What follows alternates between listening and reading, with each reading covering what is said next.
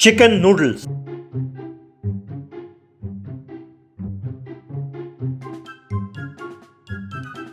एक गांव में माधव नाम का व्यक्ति रहता था। उसका इकलौता बेटा था कुणाल।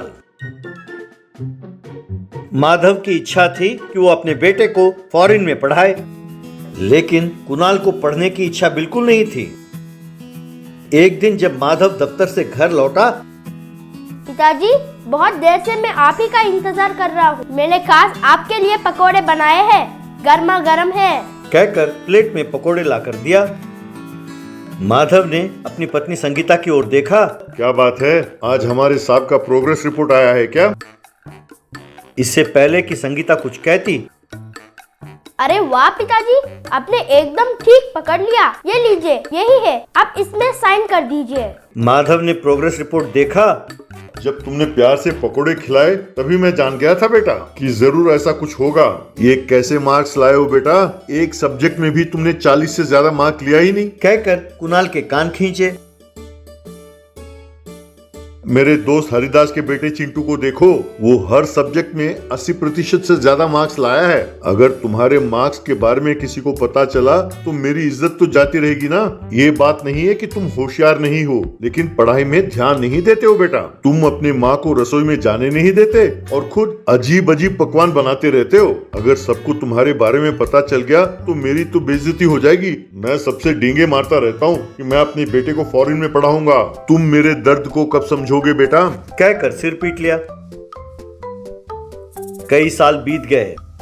कुणाल बड़ा हो गया। उसने केवल पास मार्क्स लेकर डिग्री की पढ़ाई पूरी की। माधव अपने दोस्त ईश्वर से, यार ईश्वर, तू तो मेरे बेटे कुणाल के बारे में जानता ही है ना यार। अगर वो यहीं रहा तो वो मेरी बात बिल्कुल नहीं सुनेगा। मैं उसे किसी तरह फॉरेन में पढ़ाकर उसे बड़ी नौकरी करते हुए देखना चाहता हूँ। उसने जो मार्क्स प्राप्त किए हैं उसे अमेरिका और ऑस्ट्रेलिया में तो सीट मिलने से रही। इसे किसी तरह कम से कम नेपाल भेजने का बंदोबस्त करो। मैं कम से कम सबसे ये तो कहूंगा कि मेरा बेटा फॉरेन में है। ईश्वर ने कुणाल को नेपाल भेजने का प्रबंध किया। पिताजी के जबरदस्ती से कुणाल नेपाल गया।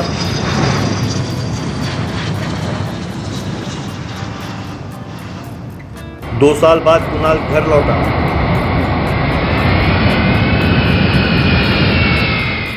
माधव और संगीता बहुत खुश हुए। कई दिन बीत गए पर कुणाल नेपाल वापस जाने का नाम ही नहीं ले रहा था। दिन बर दिन माधव का टेंशन बढ़ने लगा। एक दिन माधव ने हिम्मत करके, बेटा कुणाल, तुम्हें घर लौटे हुए 2 महीने से ज्यादा हो गए हैं। तुम्हारे दफ्तर वालों ने तुम्हें इतनी दिन की छुट्टी दे दी। तुम वापस लौटकर कब ज्वाइन कर रहे हो?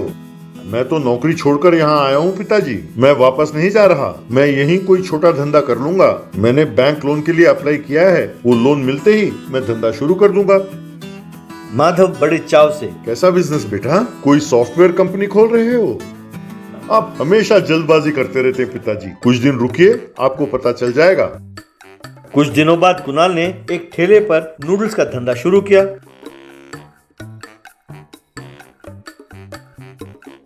कुणाल के नूडल्स के ठेले को देखकर माधव गश खाकर गिर गया। थोड़ी देर बाद अपने आप को सुधार कर, ये क्या बेटा, तुम इसी बिजनेस के बारे में बात कर रहे थे? मेरे दोस्त हरिदास के बेटे को देखो, वो अमेरिका में सॉफ्टवेयर कंपनी में नौकरी कर रहा है। अगर उसे तुम्हारे बारे में पता चल गया तो मेरी तो बेइज्जती हो जाएगी। अगर तुम्हें यही धंधा करना था तो किसी और देश में कर लेते बेटा। कम से कम मैं लोगों को ये तो कहता कि मेरा बेटा फॉरेन में है। तुम वहाँ कुछ भी करो, यहाँ किसी को पता नहीं चलेगा। देखिए पिताजी, मेहनत से जो भी काम करो वो छोटा नहीं होता। दूर के ढोल सुहाने होते हैं, जब नजदीक जाओ तब पता चलता है कि उसमें कितनी परेशानियां हैं। मेरे इस धंधे करने से कोई बेइज्जती नहीं होती।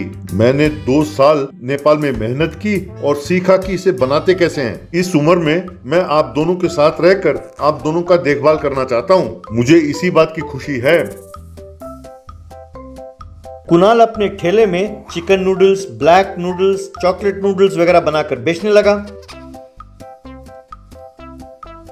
कुणाल के बनाए हुए इन नए किस्म के नूडल्स सबको पसंद आए। कुणाल एक ही वक्त पर दोनों हाथों से 2 अलग किस्म के नूडल्स बनाने लगा।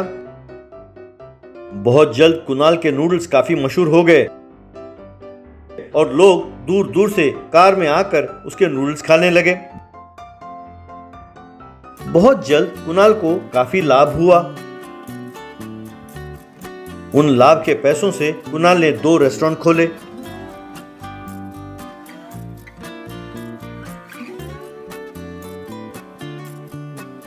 कुणाल के इस सक्सेस को देखकर माधव बहुत खुश हुआ।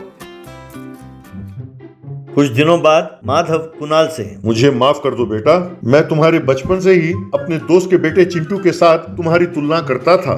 मैं हमेशा सोचता था कि वो बहुत अच्छी तरह पढ़ाई कर रहा है और तुम उसके जैसे क्यों नहीं हो। आज ही हरिदास से मेरी बात हुई, कह रहा था कि अमेरिका में कोई समस्या आ गई और चिंटू को नौकरी से निकाल दिया। वो मुझसे पूछने लगा कि क्या मेरे बेटे को तुम्हारे बेटे के रेस्टोरेंट में नौकरी मिल सकती है। तुम सच कहते थे बेटा, दूर के ढोल सुहावने होते हैं। आज मैं सीना तान कर कहूंगा, तुम मेरे बेटे हो।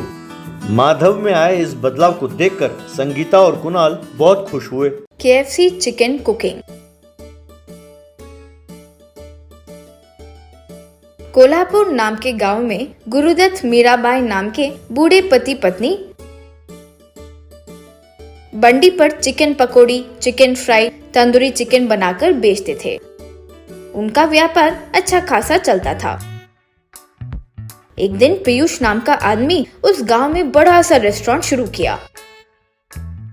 तब सारे लोग पीयूष के होटल में ही जाने लगे। गुरुदत्त मीराबाई का व्यापार घटने लगा। लोग उनके बंडी के पास आना बंद ही कर दिए। एक दिन मीराबाई, ओ जी, क्या अब हमारी जिंदगी बस खत्म हो गई? इतने समय हम चिकन का व्यापार करके हमारे बेटे के किए उधारी को चुकाते आ रहे हैं। वो ये सब हम पर छोड़कर खुशी ही से दुबई में सेटल हो गया है। अब चल रहा व्यापार भी हाथ से निकल गया।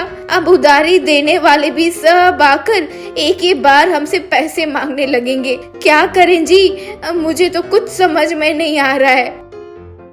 सब हमारे कर्म है। वो नए होटल में चिकन कुछ अच्छा नहीं था, मैं खाकर देखा, लेकिन फिर भी लोग उस होटल में ही क्यों जा रहे हैं पता नहीं चल रहा है। अब पता नहीं क्या करें। हमारे घर को बेचकर, हमारी उधारी चुकाकर हमें भीख मांगकर जिंदगी गुजारना होगा। उससे ज्यादा अब और क्या करेंगे।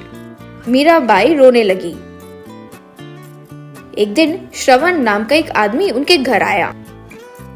श्रवण उनसे, मैं इस गांव में नया चिकन शॉप खोला हूँ। आप चिकन आइटम्स अच्छे से बनाते हो सुना है, इसीलिए आपको डिस्काउंट ऑफर देने के लिए आया हूँ। अब क्या चिकन का व्यापार बेटा, वो नए होटल की वजह से हमारा व्यापार का नाश हो गया। बंडी भी बेच दिए, कल परसों तक तो घर भी बेच देंगे। अरे ऐसे मत कीजिए, मैं आपको chicken leg piece, wings supply करूंगा। उससे आप लोग KFC चिकन बनाकर बेचिए। वो कैसे बनाना है मैं आप लोगों को सिखाऊंगा। वो होटल सिर्फ डेकोरेशन के कारण चल रहा है दादी, इसीलिए लोग भर भर कर आ रहे हैं। आप भी अगर थोड़ा डेकोरेशन कर दोगे और ब्रांड वैल्यू से चिकन तैयार करोगे तो आपके पकवान के स्वाद के कारण वो होटल जरूर बंद हो जाएगा। मेरा विश्वास कीजिए, अब से KFC चिकन बेचिए। KFC यानी क्या है बेटा? Kolhapur famous chicken. कल ही व्यापार शुरू करने वाले हैं। जो चीजों की जरूरत पड़ेगी वो मैं लेकर आऊंगा। दोनों को कुछ समझ नहीं आया। अगले दिन श्रवण एक बड़ी सी कढ़ाई रखा। उन दोनों को आटे में जो जो मसाले डालने हैं वो दिखाया। चिकन पीस को उस आटे में मिलाया, फिर उन्हें कढ़ाई में डलवाया।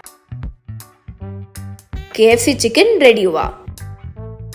श्रवण उन चिकन पीसेस को KFC बकेट्स में डाला। उस दिन उस गांव के सारे लोगों को वो चिकन मुफ्त में बांटा। वो खाकर लोग आश्चर्य में पड़ गए थे। अगले दिन लोग उनके कढ़ाई के आगे लाइन में खड़े हो गए थे। उस दिन बनाए हुए सारे KFC चिकन 2 घंटों में बिक गए। गुरुदत्त मीराबाई बहुत खुश हुए। इस तरह उनका KFC चिकन आसपास वाले गांव में भी मशहूर होकर लोग तो कार में भी आकर खाने लगे। बच्चे उसे बड़े शौक से खाने लगे। एक दिन गुरुदत्त श्रवण से, बेटा, तुम्हारी वजह से हमारी जिंदगी बदल गई है। मिले पैसों से तुम एक भी रुपये नहीं ले रहे हो। सच बताओ, कौन हो तुम? दादा, दादी, मैं आपका पोता हूँ। मेरे पिताजी आपको कभी छोड़े नहीं। दुबई में अच्छे पैसे कमाकर वापस आने की सोच रहे थे, लेकिन मेरे पैदा होने के 2 महीनों में ही उनका एक्सीडेंट हो गया था। उनकी मृत्यु के बारे में आपको नहीं बताने के लिए मेरी माँ से वादा लिए थे। फिर वहाँ माँ एक रेस्टोरेंट शुरू करके मुझे पाली। हाल ही में आपके बारे में मुझे बताई। आपकी मदद करने के लिए ही मैं यहाँ आया हूँ। उन दोनों के आंखों से आंसू नहीं रुके। इस तरह उनका KFC चिकन व्यापार अच्छे से चलते हुए दोनों अच्छे पैसे कमाए, सारी उधारी चुका दिए। श्रवण निकलते वक्त, मेरी पढ़ाई पूरी होते ही मैं आपको दुबई ले जाऊंगा। वहाँ हम ये कोल्हापुर फेमस चिकन को इंटरनेशनली फेमस कर देंगे। फिर दोनों मिलकर उसको आशीर्वाद दिए। गरीब मोमोस वाला।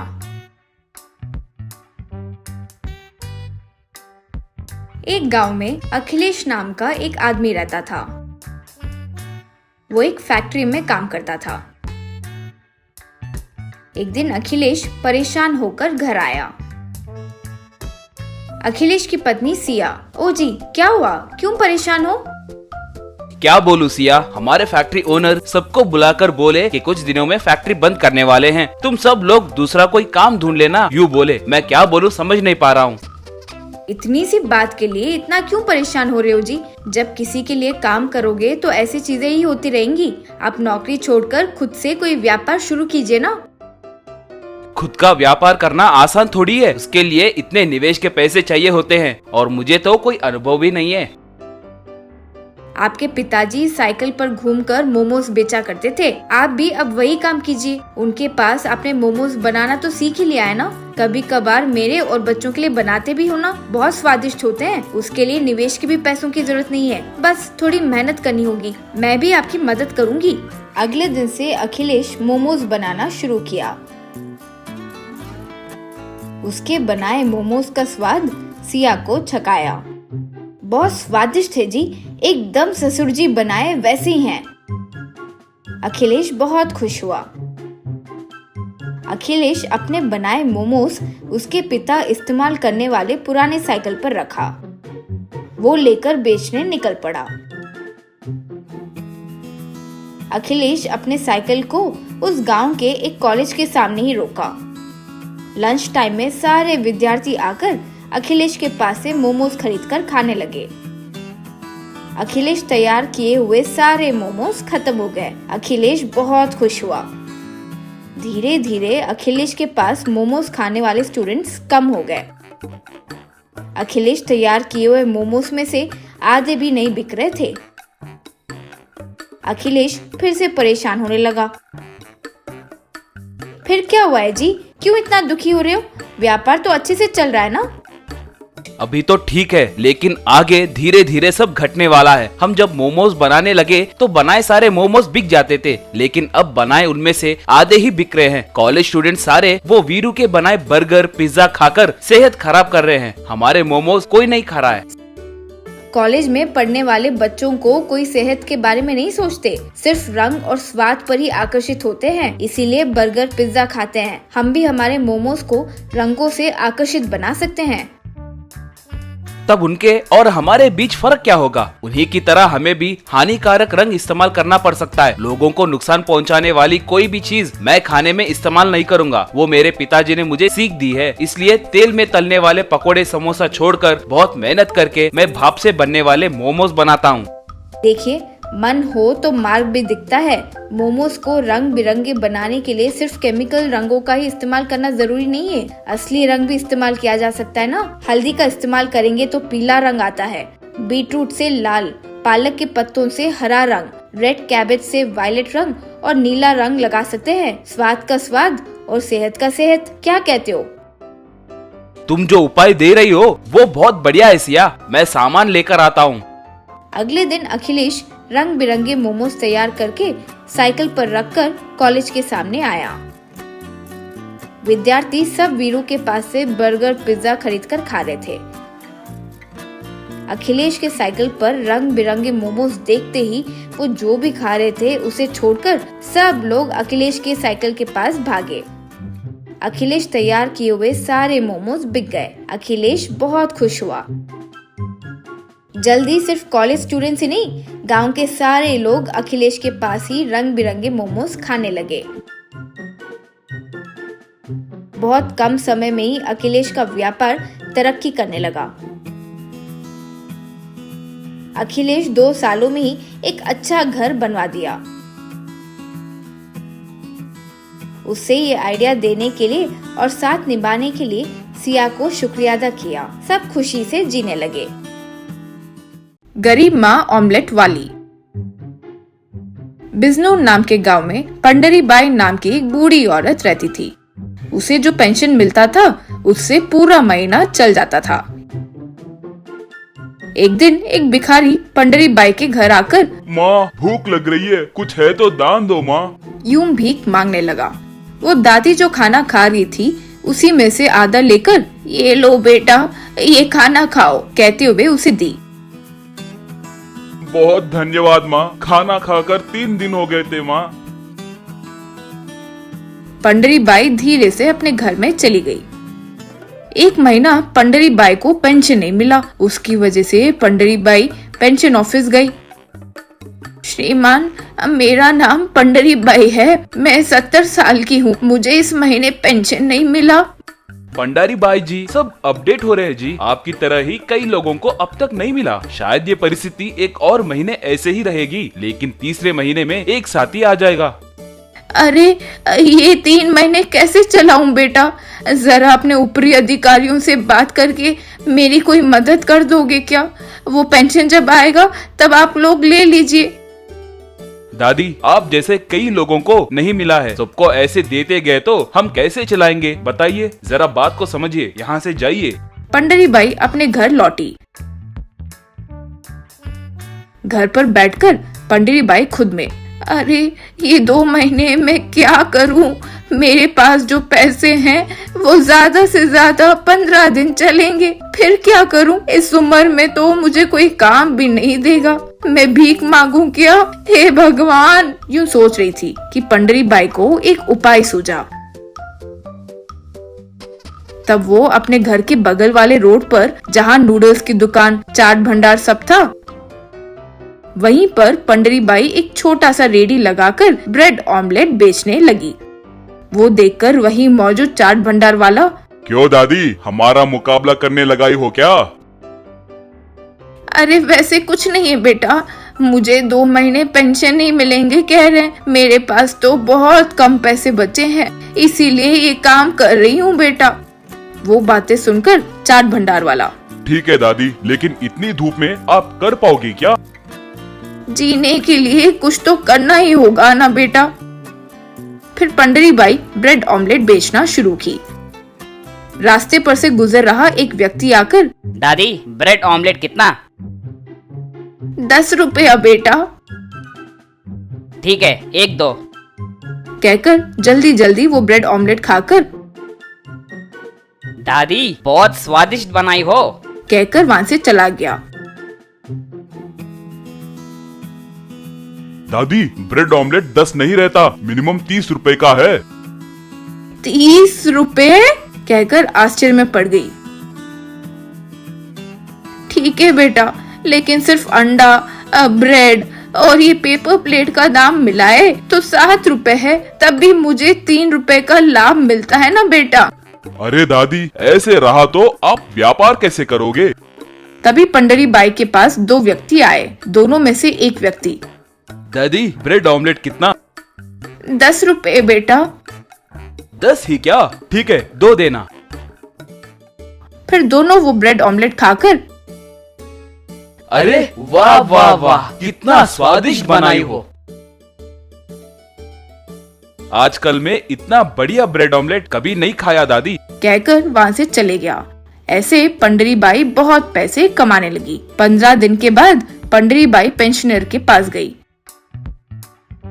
पंडरी बाई को देखकर पेंशनर, क्या दादी फिर से आ गई? कहा था ना कि 1 महीना और रुको, ऐसे बात बात पर आने से हमें मुश्किल होता है। यूं कहते हुए चिढ़ने लगा तो पंडरी बाई अपने कमाए हुए पैसे उसके हाथ में रखकर बेटा देखो, मेरे जैसे ही बहुत सारे बूढ़े लोगों की पेंशन रुकी हुई है, यूं बोल रहे थे ना, उन सबको थोड़ा थोड़ा करके ये पैसे बांट देना बेटा। मैं फिर से 15 दिन के बाद आऊंगी, तब और पैसे दूंगी बेटा। वो बातें सुनकर पेंशनर ठीक है दादी, धन्यवाद, आपका दिल बहुत अच्छा है। कहकर हाथ जोड़ते हुए पेंशनर, आप जैसा साफ दिल सबका होता तो हमारे देश में गरीबी ही नहीं होती दादी। वहाँ मौजूद सारे लोग खड़े होकर पंडेरी बाई के लिए तालियां बजाए। ढाबा रोटी चिकन वाली।